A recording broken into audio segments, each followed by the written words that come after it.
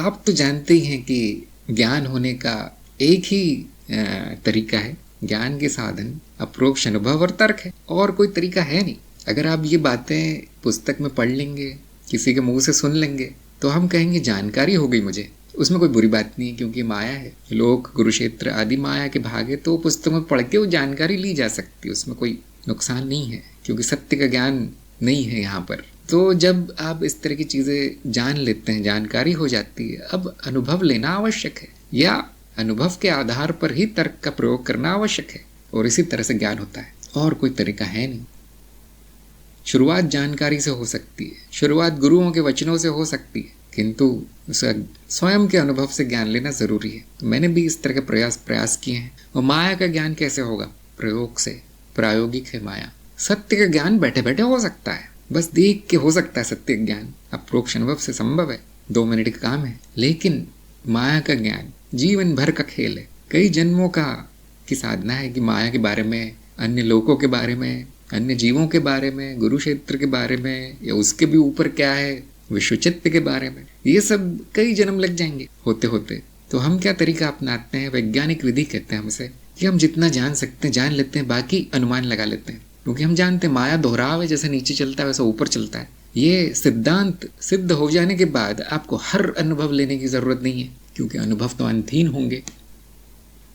तो हम बस मूल बात जान लेते हैं माया के बारे में, और वो सिद्ध करने का प्रयास करते हैं वैज्ञानिक विधि से, प्रयोगों से। और मैंने भी यही करने का प्रयास किया है, आप भी यही कीजिए। और फिर प्रश्न आएगा मुझे भी सिखा दीजिए। हाँ, वो कार्यक्रम इसलिए बनाया गया है, ज्ञान दीक्षा कार्यक्रम, तंत्र बोधि कार्यक्रम इसलिए बनाया गया है। विधि ही सिखाई जाती है, वहाँ पे जानकारी भी दी जाती है। जैसे मैं अभी जानकारी दे रहा हूँ कि हाँ ये लोग होगा, वो लोग होगा, कुरुक्षेत्र होगा, जानकारी मात्र है, आपका अनुभव नहीं है। तो अनुभव कैसे हो? विधि दे दी गई है। मैं ऐसा हाथ ऊपर करके आपको अनुभव प्रकट नहीं करवा सकता आपके मन में, वो स्वयं करना पड़ता है, और ज्यादा नहीं करना पड़ता। आपने एक लोग देख लिया, सब देख लिए, सब एक जैसे। आपने गुरु क्षेत्र में एक गुरु से संपर्क कर लिया, सब एक जैसे। फिर यह अनुमान से, बुद्धि से जाना जा सकता है।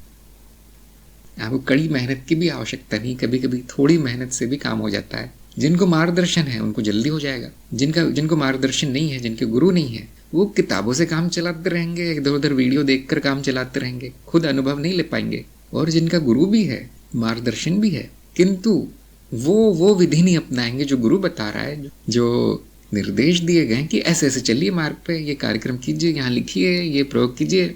अगर वो मानेंगे नहीं, वो बस मंत्र मुग्ध होकर गुरु को सुनते रहेंगे, तो उनको भी अनुभव नहीं होगा कभी। वो फिर श्रद्धा की बात है कि हाँ गुरु कह रहे हैं, मेरे गुरु हैं, सत्य कह रहे होंगे, ये श्रद्धा की बात है, उसमें भी कोई बुराई नहीं है, क्योंकि माया का ज्ञान है।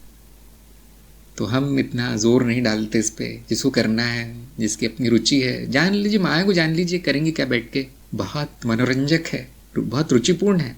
थोड़े दिनों में रुचि खत्म हो जाती, बात सही है। शुरू में विचित्र लगता है, वो मनोरंजक लगता है उसके बारे में जानना। फिर आप देखेंगे दोहराव, यहाँ गया था वहाँ भी वही, वहाँ गया था वही है, वही नाद रचनाएं सब जगह है, वही रक्षण भक्षण प्रजनन सब जगह, सब प्रतिकृति ही है। एक जीव थोड़ा बड़ा होगा, एक जीव थोड़ा छोटा होगा, एक जीव शक्तिशाली होगा, एक जीव नहीं होगा। इस तरह से फिर वो नीरस होने लगता है, और आनंद और शांति में ही साधक का जीवन बीतने लगता है। शुरू में हाँ, जिसको रुचि हो जान सकता है। ये विधि है,